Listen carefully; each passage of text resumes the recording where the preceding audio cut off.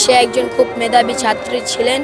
সে সব সময় ক্লাসে ফার্স্ট হতে এবং সে আমাদের স্কুলে একটি আর্ট প্রতিযোগিতা ছিল, সেখানেও সে ফার্স্ট হয়, কিন্তু সেটা পরিষ্কার ও গ্রহণ করতে পারে না। রামিসা আমার ছোট বোন হয়, সে আমার স্কুলে পড়তো, সে ক্লাস 2-তে পড়তো, আমি ক্লাস 6-এ পড়তাম।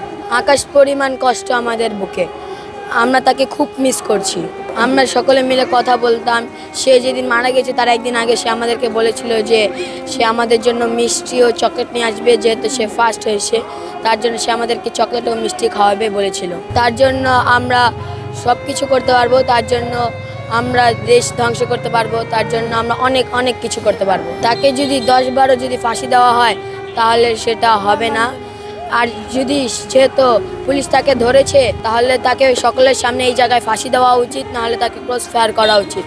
যদি এটা না করতে পারে, সরকার এই বিচারটা যদি গ্রহণ করতে না পারে, তাহলে জনগণের কাছে তুলে দেওয়া উচিত, জনগণ সকলের সামনে তাকে ফাঁসি দিবে।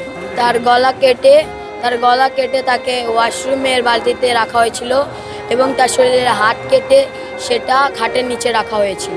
তার বয়স 7 থেকে 8 বছর ছিল। খুব ভালো একজন ছাত্রী ছিলেন। সে একজন খুব মেধাবী ছাত্রী ছিলেন। সে সব সময় ক্লাসে ফার্স্ট হতে এবং সে আমাদের স্কুলে একটি আর্ট প্রতিযোগিতা ছিল, সেখানেও সে ফার্স্ট হয়, কিন্তু সেটা পরিষ্কার ও গ্রহণ করতে পারে না।